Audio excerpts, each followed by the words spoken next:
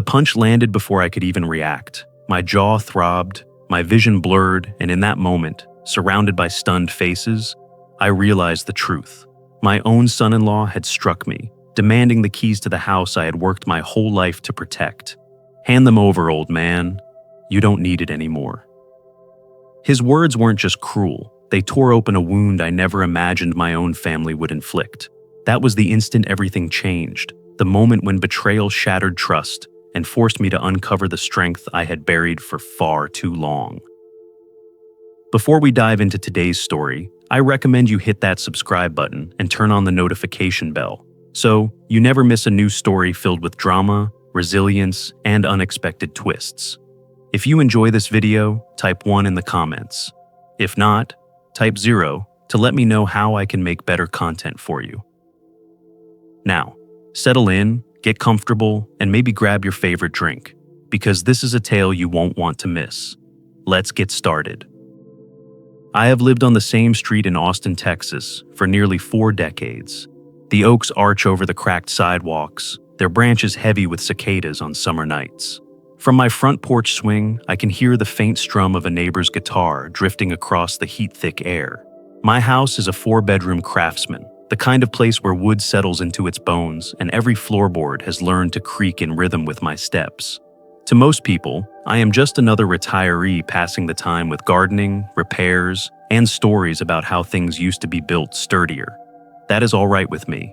I have never cared to advertise more than what was necessary. The porch rail is where my mornings begin. A steaming mug of black coffee resting in my hands, the Austin American-Statesman folded under my arm. I watch the sun bleed over the rooftops while I water the rosemary, the tomatoes, and the peach tree out back. After that, I tinker in the garage, sanding the neck of a guitar or tightening bolts on my old workbench. The garage smells of pine sawdust, oil, and the faint metallic tang of nails. Everything is neatly labeled in glass jars, a habit left over from my years as a construction foreman. Order mattered on the job site, and it matters in retirement. Neighbors know me as the man who lends tools without fuss, the one who fixes squeaky gates and won't accept money in return. I spend a few hours each week at the community tool library, teaching younger folks how to square a cut or hang a door properly. They look at my calloused hands and silver hair and see only age. That is fine. I've learned the less people suspect about your affairs, the better. The heart of this house is layered in memory. My late wife, Carol, loved the quilts that still hang faded across the couches. Black and white photos of road trips line the hallway, each frame capturing us before her illness took her smile. Her absence is a weight I carry gently now, like a stone worn smooth in my pocket. Sometimes, when I am stuck on a repair, I speak to her out loud in the workshop. It steadies me, though the silence that follows always reminds me how long she's been gone. Sundays used to be sacred. Emily, my only daughter, would come with her husband Mark, and we'd gather for pot roast at my table. Lately, those visits feel thinner, less about lingering and more about getting through the motions. The fridge still holds crayon drawings from my granddaughter, but the nursery room is beginning to smell of disuse. I tell myself families change, that distance is natural. Still, I sense something shifting, though I cannot yet name it. Outwardly, I live the life of a man on a fixed pension. I clip coupons, drive a dented pickup with an oil stain under the driveway, and wear shirts with elbows patched. People assume that is necessity. The truth is, it's choice. Years ago, a land deal brought in more than anyone suspected. Conservative index funds and a duplex I keep under a trust provide more than comfort. The paperwork is hidden in a fireproof safe behind paint cans. I never saw sense in flashing what I had. Visible wealth only paints a target on your back. Carol and I always agreed, quiet living builds margin, while showy living invites trouble. At 70, my body bears the signs of labor, but still responds to routine. I stretch my back each morning to keep the stiffness at bay, walk the neighborhood at dusk, wave to children pedaling past. The church crowd calls me dependable, the guy who always pays attention when others need a hand. I like being seen that way, solid, unremarkable, never the center of drama. Certain objects anchor my days, the heavy ring of house keys, brass tags worn thin from use. The old blueprint of this house, my handwriting still penciled in its corners. A leather-bound ledger where I record every expense, every dividend. They sit quietly, but they carry weight far greater than their size. I know one day those keys will become more than just metal in my pocket.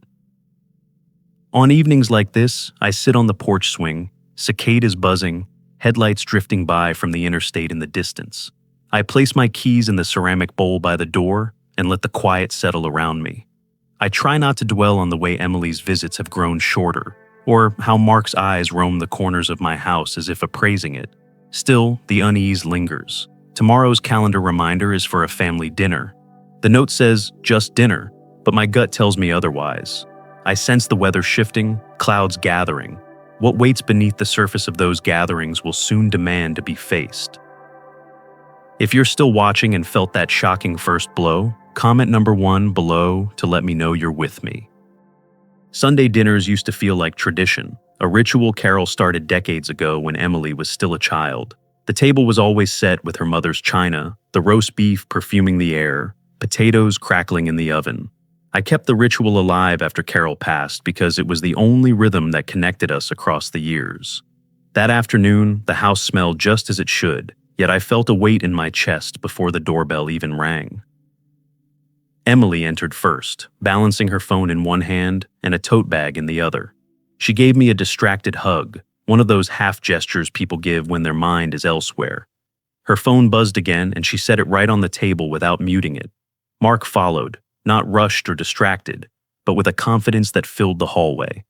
He wore a crisp shirt and polished shoes as though he had come for a meeting rather than a family meal. His eyes swept the house quickly. Walls, corners, even the framed blueprint of the property hanging by the stairs. He said hello politely enough, but his gaze carried the cool assessment of a buyer rather than the warmth of a son-in-law. We sat around the oak dining table, the same one where Emily once did her homework while I drilled nails for her school projects. Now the air was different.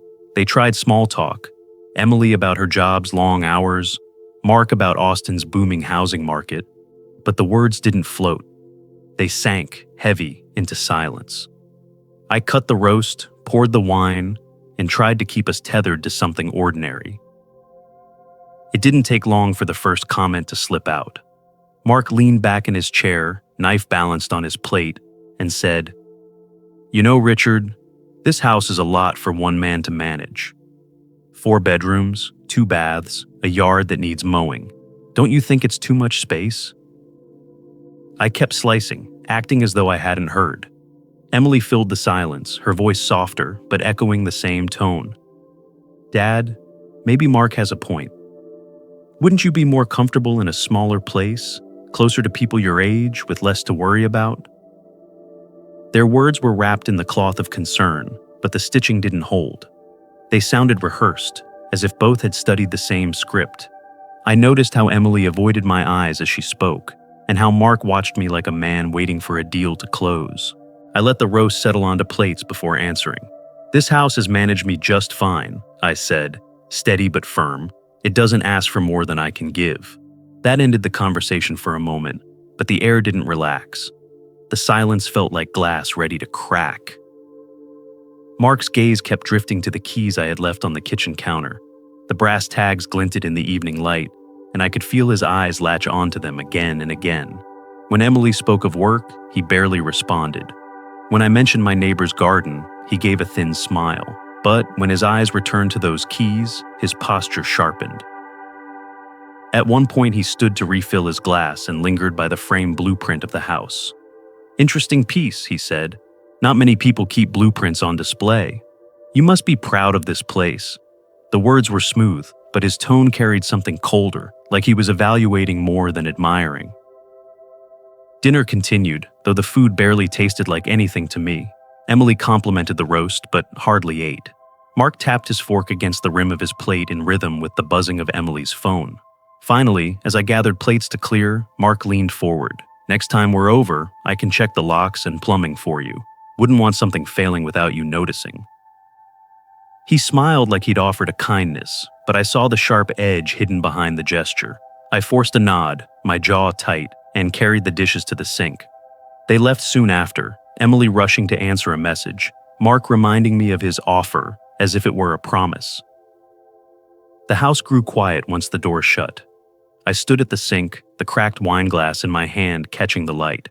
The rim had fractured during the meal, a fine break that made it useless now. I set it aside, staring at the shards, thinking how fragile things become before they finally shatter. This dinner had not been about food, or family, or comfort. It had been a test, a rehearsal of pressure dressed as care. As I dried the last dish, Carol's voice echoed in memory. Don't let anyone turn our home into their stepping stone. My grip on the towel tightened. The air in the dining room still held their words, faint but sharp. I knew now this wasn't just restlessness or imagination. The shift I'd felt in their visits was real. Dinner had ended, but the conversation, the true conversation, had only just begun. If you're still here and the signs of betrayal are hitting close to home, drop a number 1 in the comments. The birthday party should have been simple. A cake with pink frosting sat half-eaten on the dining room table, balloons swayed from the ceiling fan, and children chased each other down the hallway with paper crowns sliding off their heads. Laughter filled the air, though not mine. I stood near the kitchen counter, watching Emily lean down to wipe frosting from my granddaughter's chin. For a brief moment, I let myself believe the day would remain about family and joy. That hope ended when Mark stepped closer to me. His smile was thin, the kind that carries no warmth. "Richard," he said loud enough for several relatives to hear, "you know it's time to think about what happens with this place. You can't keep up with a house like this anymore. Just hand over the keys and Emily and I will take care of it." I held the counter edge, steadying myself. "This house is taken care of," I answered. My voice was calm, but I felt every eye in the room tilt toward us. The chatter dulled, replaced by a prickling silence. Mark's face tightened. "Don't be stubborn," he pressed. "Give me the keys. Right now." I shook my head. "No." That single word was enough. His body lunged before I could brace, a fist connected with my cheek, sending a shock of pain across my jaw. My glasses flew from my face, skittering across the hardwood floor until they lay cracked beneath a chair. I staggered back, one hand gripping the counter, the other pressed to my burning cheek. Gasps burst from the crowd. A fork clattered onto a plate. Somewhere, a child cried out before being hurried into the hallway by a startled aunt. The music playing from a speaker cut to silence as someone fumbled to shut it off. My ears rang louder than any of it. The sting in my cheek wasn't half as sharp as the weight in my chest. I looked at Emily, standing motionless, eyes glued to the floor. My daughter, the child I had raised alone after her mother's passing, said nothing, not a word, not even a whisper of defense. That silence hollowed me out in ways no blow could. I bent slowly, trembling, to pick up my broken glasses. The cracked lens reflected the room in distorted fragments. Mark's chest heaving, guests whispering behind their hands, my granddaughter clutching her mother's skirt with frightened eyes. The pieces of glass mirrored the pieces of trust falling apart inside me. No one moved to help me, not one cousin, not one neighbor, not even Emily. A few looked away as though embarrassed by the sight of an old man crumbling. Others exchanged glances that spoke louder than words. He's too old to handle this. Maybe Mark is right. I straightened, glasses clutched in my hand, the metal frame digging into my palm. My jaw throbbed, but my pride throbbed harder. Mark stood in the center of the room, chest puffed, his fists still half clenched. He looked less like a son-in-law and more like a man staking claim over property. My property. "You see," he barked, "he's not fit to handle this place. He can't even protect himself." No one challenged him. Emily's lips parted as though she might speak, but she didn't. She only pulled our daughter closer, shielding the child's ears from the rising tension. The room felt suddenly foreign, as though I were a visitor instead of the man who had built its shelves, repaired its pipes, and filled it with decades of memories. A lump swelled in my throat. Shame threatened to crush me, but beneath it stirred something harder, anger, slow and controlled, like coals buried under ash. I realized then that humiliation has a way of clarifying truth. For years, I had wondered whether I was imagining Mark's hunger for my home. With that single punch, he confirmed everything. I drew a breath, steadying my voice. "This is my house," I said quietly. My words didn't rise above the whispers, but they carried weight. "And no one takes it from me." Mark scoffed, rolling his shoulders like a boxer who believed the fight was won. But I didn't argue further, not there, not with children present. I held my silence, gathered what remained of my dignity, and walked to the sink to splash water on my face. Each step across the floor felt heavier than the last, every glance from relatives cutting like blades. Inside me, something had shifted. The pain of betrayal by my daughter, the cowardice of relatives, the audacity of a son-in-law who dared strike me in my own home. These things lit a fuse I hadn't known remained. I understood at that moment that the evening was more than a party. It was the first battle in a war I had no choice but to fight. I wiped my face, set the broken glasses on the counter, and turned back toward the hushed room. No one met my eyes. That silence told me everything. I was alone in this fight. But I also knew something else. A man who has built houses, raised a daughter, buried a wife, and carried grief long enough to live with it cannot be broken by a single punch. The bruise on my cheek would fade. The crack in my glasses could be replaced. But the fracture in my family, that wound would demand an answer. And I promised myself, standing in that stunned room, that I would not stay silent much longer. If you're watching and can feel the sting of that first devastating conflict, type comment number 1 below so I know you're following. The morning after the birthday party, I woke with the taste of metal still in my mouth. My cheek had swollen into a hard knot, purple spreading beneath the skin like spilled ink. I stood in front of the bathroom mirror, toothbrush hanging limp in my hand, and studied the man staring back at me. The bruise was ugly, yes, but it wasn't what unsettled me most. It was the silence. Emily's silence, the silence of every guest in the room, the silence that said I was no longer the father or neighbor to be respected, but the old man to be tolerated. On the sink rested my broken glasses, the left lens cracked into spider lines. I traced the fracture with my thumb. The glasses had served me well for years, but like trust, once broken, they were never the same.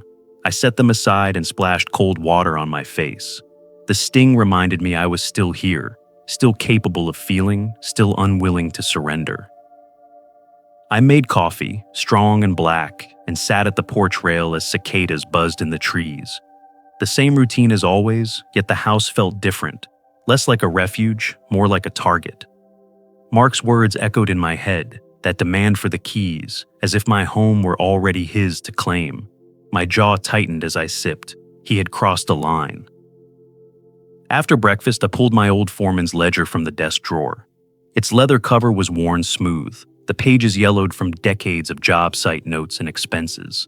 For the first time, I used it not to track lumber costs or hours worked, but to record the assault in detail. Date, time, location, names of witnesses. I wrote it down like a work accident report, every line precise. Documentation was power. I had learned that lesson long ago. I used my phone camera next, clumsy at first, to take photographs of my face. The images came out stark, showing the swelling and bruise in unflattering detail. I didn't want them, but I knew I needed them. A record that no one could deny. By midday, I called Frank, an old friend from my construction days who had spent 20 years as a police officer before retiring. His voice was still steady as stone. I told him what had happened, leaving out no detail. "Press charges," Frank said after a pause. "You've got grounds, Richard, but understand, this will tear the family apart."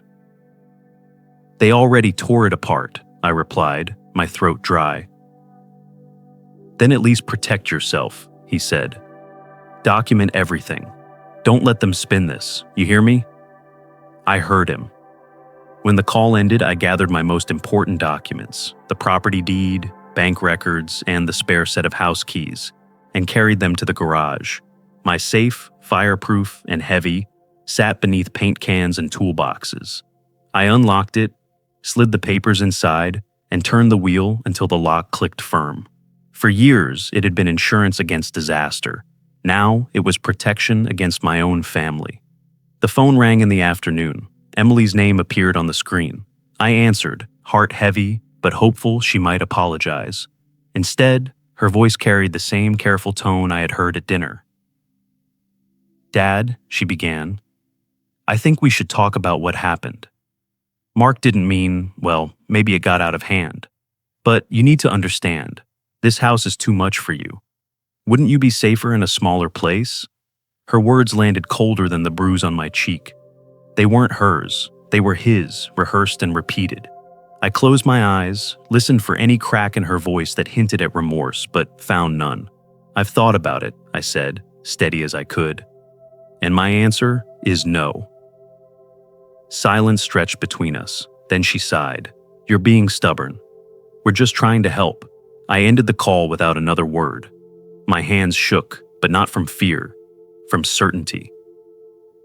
That evening, I sat at my workbench in the garage. The ledger lay open, photographs saved, documents sealed. The tools around me smelled of oil and wood, reminders of who I had always been, a man who measured twice, cut once, and built things to last. Mark's punch had not broken me. It had reminded me that silence only empowers those who want to take what isn't theirs. As the light faded, I touched the blueprint of my house hanging on the wall. Carol's handwriting marked one corner with the words, "Our forever home." I whispered her name, not in grief, but in resolve. The storm had begun, and I knew the next clash would not end with a single punch. It would test everything I was willing to fight for. The neighborhood barbecue had always been a light-hearted affair. Hank and Marlene, who lived 2 doors down, hosted every summer, grilling brisket while kids ran barefoot through the yard. It was one of the few times the neighborhood felt like a real community.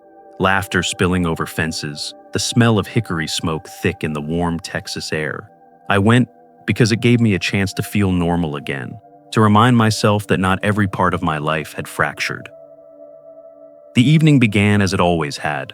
Folding chairs circled the yard, paper plates stacked near the grill, coolers filled with soda and beer.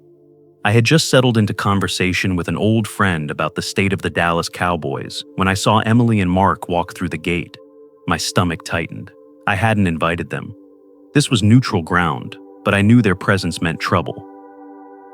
Mark greeted a few neighbors with exaggerated warmth, shaking hands like a politician canvassing for votes. Emily trailed behind him, her smile thin, her eyes darting toward me. For a moment, I thought she might simply nod and keep her distance, but Mark had other plans. He made his way to the center of the yard, loud enough for everyone to hear.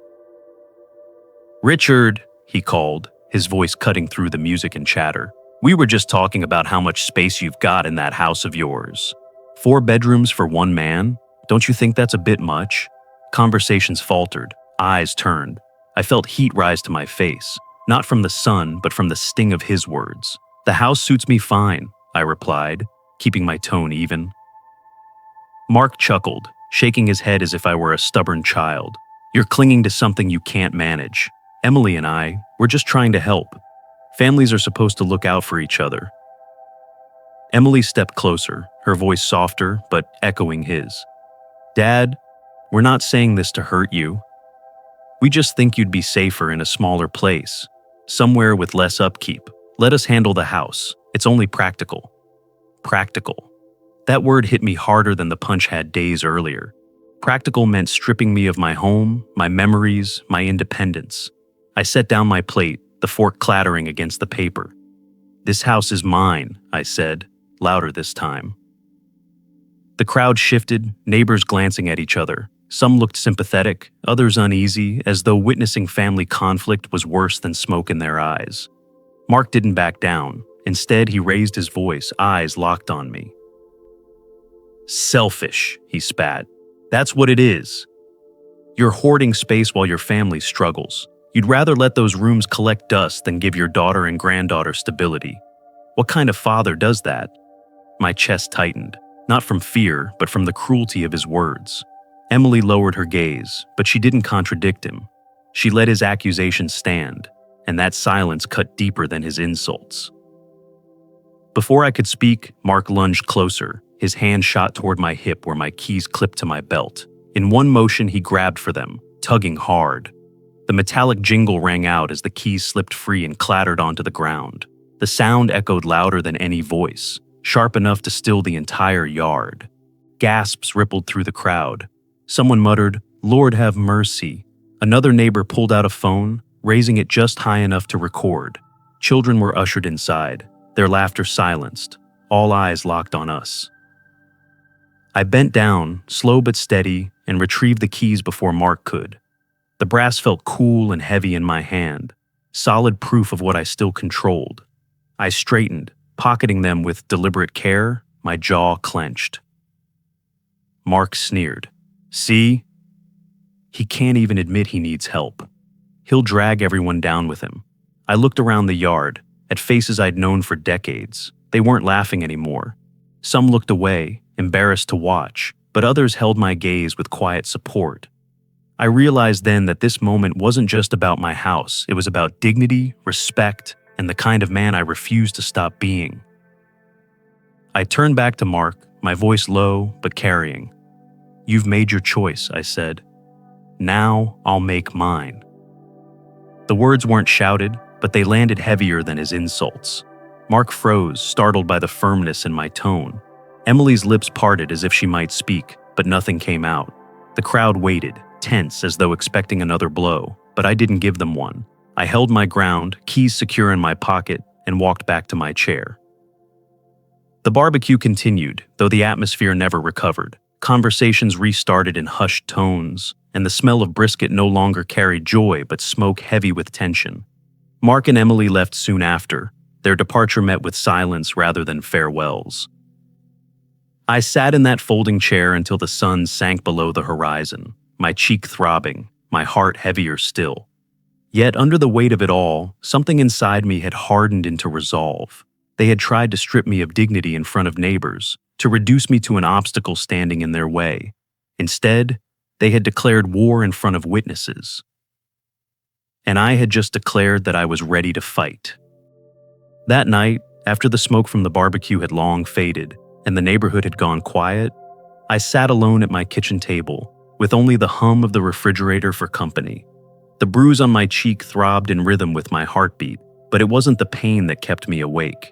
It was the image of Mark's hand clutching at my keys in front of everyone, the metallic jingle as they hit the ground, the silence of my daughter standing behind him like a shadow. Those sounds and sights repeated in my head as though etched there. I had spent most of my life avoiding unnecessary conflict. My late wife Carol used to say I was a man who found peace in fixing fences and repairing leaky pipes, not in fighting battles. She wasn't wrong, but sitting at that table, with a cold cup of coffee between my hands, I knew the truth. Peace had already been broken. The question wasn't whether to fight. The question was how. I pulled the fireproof safe from the closet in the hallway, setting it on the table. The combination dial clicked beneath my fingers, and the heavy door swung open. Inside lay the pieces of my life that mattered most: my property deed, bank statements, Carol's letters, and photographs that spanned decades. I laid them out carefully, one by one, as though preparing for inspection. Among them was a photograph of Carol and me on the day we closed on the house. Her handwriting marked the back in her familiar looping script, "Don't let anyone take what we built." My throat tightened as I read it, the words pulling me across years of laughter, struggles, and promises made. For the first time since her passing, I felt as though she were sitting beside me again, steadying my hand. I thought through my options. I could remain silent, let Emily and Mark have their way eventually, and keep the fragile illusion of family intact. But deep down, I knew that would only invite further abuse. They wouldn't stop with the house. They would drain every ounce of independence from me until I became a shell of myself.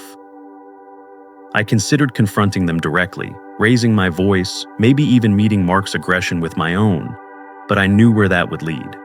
A single shove, a single word taken out of context, and suddenly I'd be the unstable old man unfit to manage his affairs. They would use that against me, and I'd lose everything faster than if I'd done nothing at all. That left one path, the quiet, deliberate path of strategy. Not fists, but paperwork. Not shouting, but signatures. It was the language of permanence. I picked up my phone, scrolled through the contacts, and pressed the number I hadn't dialed in months. Carlos answered on the second ring, his voice calm and professional as always. "Richard, it's been a while. What can I do for you?" I hesitated, my thumb tracing the rim of my coffee cup. "Carlos, I need to make changes. Big ones. We need to meet tomorrow." "Understood," he said without hesitation. "I'll clear my morning. Bring your documents." When the call ended, I leaned back in my chair, letting the weight of the decisions settle in my chest. I wasn't just cutting them off financially. I was drawing a line they couldn't cross without consequence. All the covert support I had provided over the years, the quiet transfers to cover Emily's bills, the favors I'd extended without acknowledgement, would end. My will would be rewritten. My assets would be redirected to a cause that truly mattered, one that would protect people like me from the very kind of betrayal I was enduring. For years, I had convinced myself that sacrificing a little here and there for Emily was the same as love, but now I saw it for what it was: enabling. My silence and generosity had fed Mark's arrogance and drained Emily's sense of loyalty.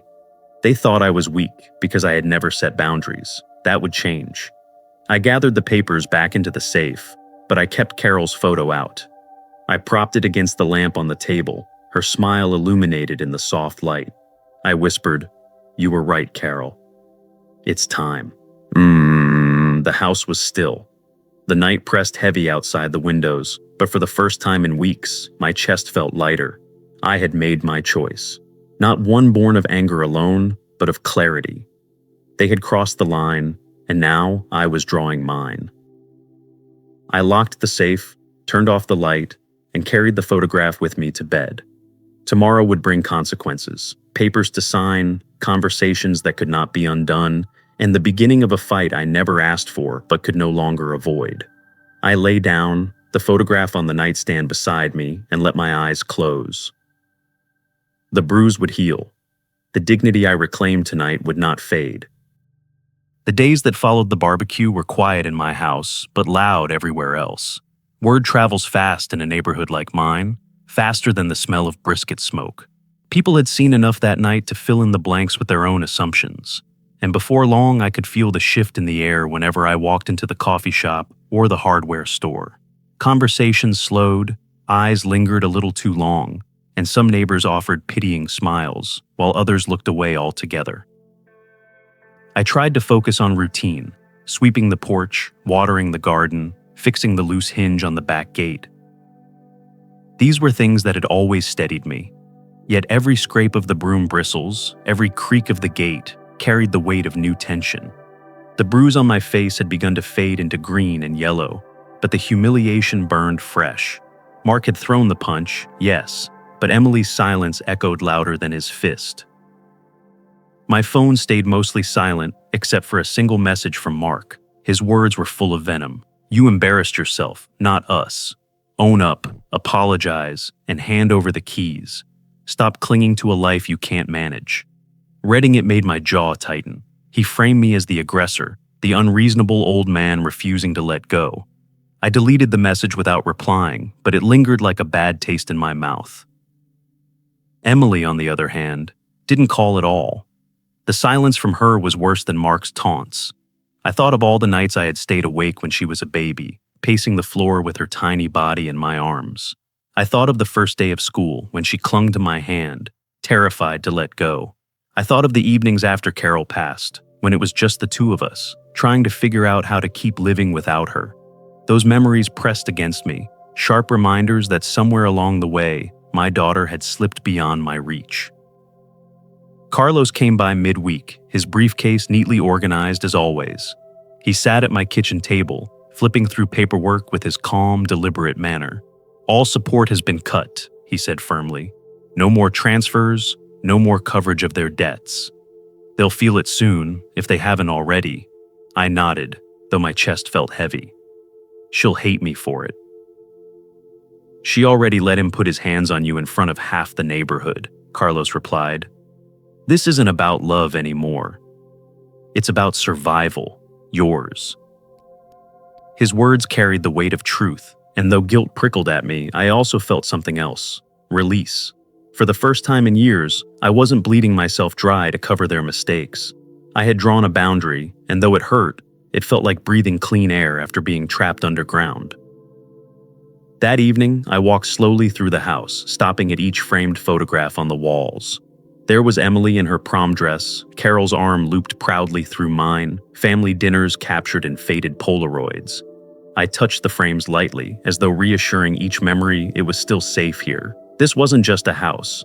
It was the last fortress of my independence, the place where every nail and board carried the story of a life built with my own hands. But my peace didn't last. At church on Sunday, a neighbor named Sylvia pulled me aside after service, her voice low and hesitant. "Richard," she said, "I thought you should know. Mark's been talking around town. He's saying you've been getting forgetful, unstable. Some folks are worried I felt the words land heavier than the punch to my face. Unstable, forgetful. He was planting seeds, building a story that I was losing control of my mind. It wasn't just about the house anymore. He was preparing the ground to strip me of more than property. He wanted to bury my name, to make me look like a man unfit to manage his own life." On the drive home, my grip on the steering wheel tightened until my knuckles ached. Anger swelled, but beneath it was clarity. This wasn't just family betrayal, it was war, and wars weren't won with silence or shame. That night, I sat in the living room with only the ticking clock for company. The house was dark, but the photo of Carol on the mantel caught a sliver of moonlight. Her eyes, even in a faded frame, reminded me of the promises we had made, to protect what we built, to stand tall no matter the storm. I whispered to the empty room, my voice steady despite the tremor in my hands. "They want war. They'll get it." For the first time in weeks, I didn't feel like prey waiting for the next blow. I felt like a man sharpening his tools for battle. The morning after Sylvia warned me about the rumors, I sat in my small home office, sunlight slanting across the stacks of papers piled on the desk. My coffee had gone cold, untouched. Every tick of the clock reminded me that time was moving, and if I stayed frozen, Mark's lies would spread until they buried me alive. For the first time in weeks, the weight on my chest didn't just feel like grief, it felt like responsibility. I could either let their story define me, or I could take control of my own. I started by pulling out the fireproof safe again. The metal groaned as I dragged it onto the desk and spun the dial. Inside lay the tools of my defense: property deeds, bank statements, old tax records, even Carol's letters and photographs. I spread them across the desk until the wood disappeared beneath a fortress of proof. It struck me that this wasn't just paper, it was the architecture of my life, the tangible evidence of who I was and what I had built. Carlos arrived mid-morning, carrying his leather briefcase. He studied the piles on the desk, then gave me a nod of approval. "You've done half the work already," he said. "Now, let's make sure none of this can be twisted against you." We spent hours reviewing every document. Carlos explained which protections I needed to strengthen, revoking every possible financial tie to Emily and Mark, updating my will to prevent challenges, preparing notarized statements about my current health and mental clarity. His calm explanations steadied me. This wasn't about revenge anymore. It was about making sure the truth couldn't be erased. At one point I asked, "Carlos, do you think they'll stop if they see I've shut every door?" He hesitated before answering. Desperate people rarely stop on their own, but if you build your defenses strong enough, they'll have no choice but to retreat. His words confirmed what I already suspected. This was no longer just a family disagreement. It was a siege, and I had to prepare like a man defending a fortress. That afternoon, as Carlos left, another knock came at the door. It was Joseph, my old neighbor with the gravelly voice and kind eyes. He carried a small USB drive in his calloused hand. "I think you'll want to see this," he said. We sat at the dining table while he plugged the drive into my laptop. The video that appeared on the screen made my stomach tighten. It was the barbecue, shaky footage from someone's phone. The camera caught the exact moment Mark lunged at my belt, trying to yank the keys away. The metallic clatter was unmistakable, followed by gasps from the crowd. Then, clear as day, Mark's sneer and his words accusing me of selfishness. I leaned back in my chair, exhaling slowly. Proof. Not just my word against theirs, evidence. Joseph folded his arms. People need to see the truth, Richard. You're not crazy. You're not unstable. He tried to humiliate you in front of everyone, and now he's lying about it. This shows what really happened. For the first time in weeks, a flicker of hope cut through the fog of betrayal. Thank you, Joseph, I said, my voice rough. This could save everything. That night, I spread the papers and the USB drive across the dining table. It looked less like clutter now and more like armor. I touched each item as if it were a shield. The deed, the bank statements, the photo of Carol and me on the porch, Joseph's recording. Each piece reminded me I wasn't powerless. Loneliness still gnawed at me. Emily's silence was louder than any rumor, and every memory of her as a little girl scraped at my heart. But I realized something important. I couldn't fight to win her back by surrendering myself. I had to fight to protect the man she used to be proud of, the man Carol believed in. I called Carlos again before midnight. I wanted to prepare a statement, I told him, something official, not just legal papers, something that says I won't be bullied, and that the truth is on my side. He didn't hesitate. We'll draft it tomorrow. If they want to make this public, then you'll meet them there with the facts. After hanging up, I sat in the quiet living room, Carol's photograph propped against the lamp once more. Her smile steadied me like it always had. I whispered, "This fight isn't just for me. It's for every senior they think they can push aside." The house felt less like a target and more like a command post. The war had shifted. I was no longer waiting for the next attack. I was preparing my own defense, brick by brick, truth by truth. By the time I finally turned off the light, I felt something I hadn't in months: control. The morning of the mediation, I dressed slowly, choosing a plain gray suit that had been hanging in my closet since Carol's funeral. My hands trembled as I buttoned the jacket, but not from weakness. It was anticipation, the knowledge that today would settle what had been festering for months. I wasn't walking into a family gathering anymore. I was walking into a reckoning. Carlos picked me up just after 9. His car smelled faintly of leather and coffee, steady and professional, like the man himself. "You ready?" he asked, eyes steady on the road as we pulled away from my driveway. "As ready as I'll ever be," I answered, gripping the folder of documents in my lap. Inside were the truths I had hidden for years. The deed to my house, bank statements, notarized letters, and Joseph's recording of the barbecue. It felt heavy in my hands, like a shield forged from every humiliation I'd endured. The community hall was quiet when we arrived, sunlight filtering through high windows, dust motes drifting in the air. A long table had been set in the center, chairs placed on either side. At one end sat the mediator, a calm woman with sharp eyes and a voice that carried authority. Emily and Mark were already there, sitting close together. Emily's face was pale, eyes rimmed with exhaustion. Mark looked like a man about to snap, his jaw tight, his posture rigid. The mediator welcomed us, her tone clipped but courteous. "We are here to resolve disputes regarding property, financial obligations, and allegations of misconduct. Each side will have a chance to present their position. Let's keep this civil." Mark wasted no time. He leaned forward, voice raised. "This man," he jabbed a finger toward me, "has been unstable for years. He forgets things, acts irrationally. He struck me at a neighborhood barbecue. We're only trying to make sure Emily's father is safe and cared for.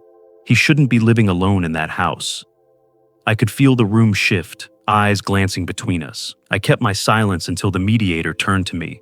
"Mr. Whitaker, would you like to respond?" I opened the folder slowly, laying out documents one by one. "This," I began, holding up the deed, "is my home, fully owned, no debt. This," I continued, placing down the bank statements, "is proof of my financial independence, built from decades of work. And this," I slid Joseph's USB drive across the table to Carlos, who plugged it into the laptop connected to a projector, "is the truth of what happened at that barbecue."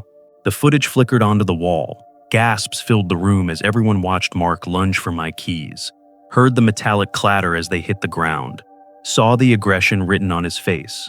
The murmurs grew louder, neighbors shifting uncomfortably in their seats. Mark's face drained of color. Emily pressed her hands to her mouth, eyes wide with disbelief. The mediator watched silently, expression unreadable, until the video ended. Then she turned to Mark. "Would you like to explain this?" Mark stammered, searching for words that didn't come. Finally, he muttered, "He provoked me," but the evidence was clear. The tide had turned.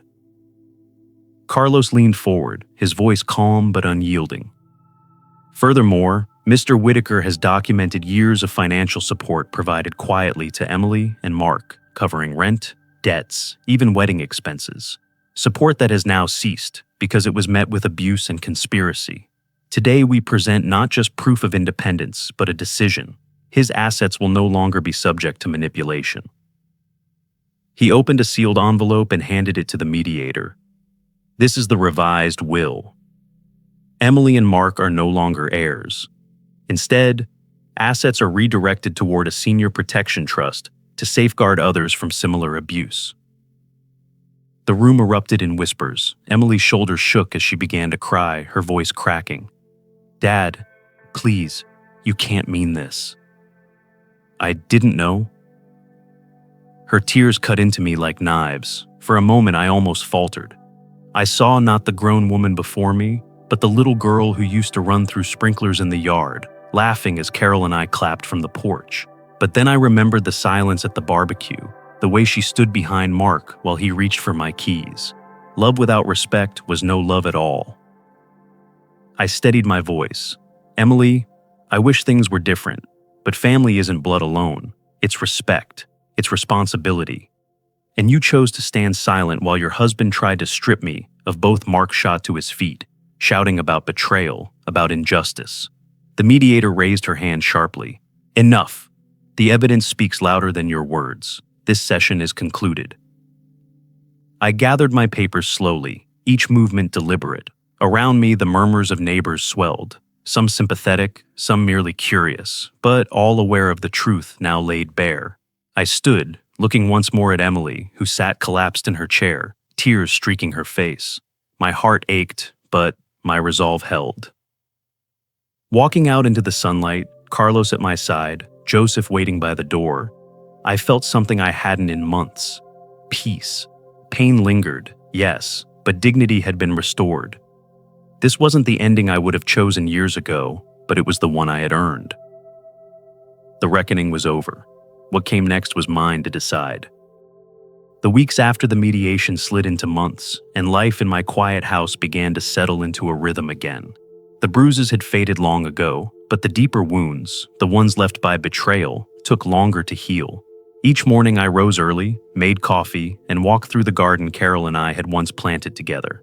Pulling weeds, watering the soil, and watching new shoots break through the earth gave me a sense of calm I hadn't felt in years. For the first time in a long while, my home felt like a sanctuary rather than a battlefield. There were days when the silence pressed too heavily against the walls, reminding me of what had been lost.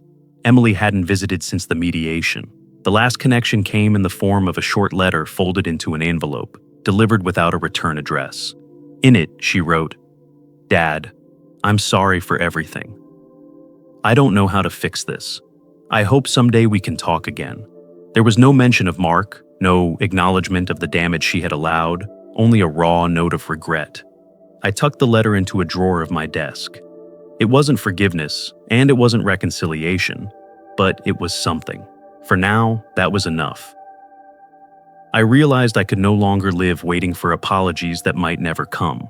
My energy had to go elsewhere, somewhere it could matter. That's how I found myself at the local senior center one Wednesday afternoon, sitting across from a group of gray-haired men and women as I told my story. I didn't dramatize it. I simply laid out the facts, the manipulation, the humiliation, the attempt to steal my home, and the choice to fight back. Their eyes widened with recognition, some nodding slowly, others blinking away tears. Afterward, several came up to thank me, telling me their own stories, children who drained their accounts, relatives who convinced them to sign over property, families who weaponized love into leverage. It was then I knew that my pain had purpose. I began volunteering regularly, helping Carlos and other advocates host workshops on financial literacy and legal rights for seniors. My story became a cautionary tale, but also a spark of hope. I was no longer just Richard Whitaker, the man betrayed by his daughter and son-in-law. I was someone who could help others see the warning signs and stand their ground. At home, the transformation was quieter, but no less important. I redecorated Emily's old bedroom, turning it into a study where I could write down reflections and collect letters from others who reached out after hearing my story. I filled the walls with photographs of Carol, with pictures of my garden in bloom, and with small tokens from neighbors who had stood by me. The house that had once felt like a burden now stood as a fortress of memory and resilience. One evening, while sitting on the porch, Joseph joined me with 2 cups of coffee. The sun was setting, painting the sky in orange and gold. "You've come a long way, Richard," he said, handing me a cup. "Feels like I had to walk through fire to get here," I replied. He nodded. "But you didn't burn. You built something stronger." His words lingered with me long after he left. They reminded me of what Carol used to say when storms rolled through town. "The trees that bend are the ones that survive." I had bent, yes, but I hadn't broken. As summer gave way to autumn, the garden flourished. Rows of tomatoes, beans, and wildflowers stretched toward the sun. Each new sprout felt like a reminder that life, no matter how scarred, could still grow again. Sitting on the porch, watching the colors shift with the season, I thought of Carol and whispered the words I had come to believe. Dignity is not given, it is claimed. Respect cannot be begged, it must be earned. And sometimes, the bravest act of love is to walk away. I don't know if Emily will ever return, or if the fracture between us can ever be repaired. But I do know this: I have reclaimed my life, my home, and my self-respect. The past will always ache, but the future no longer frightens me. That evening, as the last light disappeared behind the horizon, I sat with Carol's photograph beside me and felt peace settle in my chest. I was not the man they had tried to paint me as. I was not weak, not senile, not disposable. I was Richard Whitaker, a man who had defended his dignity, and I would carry that lesson until my final day. Life often tests us in ways we never expect, and those trials reveal truths we might otherwise overlook. Betrayal can strike closest to home, cutting deeper than any wound from the outside world. Yet within that pain lies an invitation to reclaim dignity, to establish boundaries, and to recognize that respect cannot be demanded from others if it is not first demanded of oneself. What this story shows is that silence in the face of mistreatment only feeds the cycle of exploitation. The courage to speak, to stand tall even when standing means standing alone, is what transforms weakness into strength. Too often, age is mistaken for fragility, and kindness is mistaken for weakness. But true strength is not in loud displays of power. It is in the quiet resolve to protect what is sacred, even when others fail to see its worth. Dignity is not something others bestow, it is something each of us claims. Love without respect is nothing more than manipulation dressed in softer words. And sometimes, the bravest choice a person can make is to walk away from those who insist on crossing the line between family and exploitation. In every ending, there is the seed of a beginning. Painful endings often leave the soil fertile for new growth, for renewed purpose, for unexpected connections, for the chance to turn personal hardship into guidance for others. Life does not measure us by how many times we are betrayed, but by how we respond when faced with it.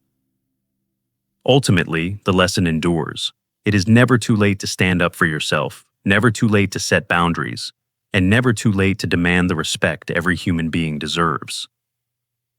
These turning points remind us that setting boundaries and valuing ourselves is not just an act of courage, it's the foundation of living with dignity. Now, I'd love to hear from you. What's one lesson from this story that you feel connected to, and how will you apply it in your own life? Let's grow together by sharing our thoughts.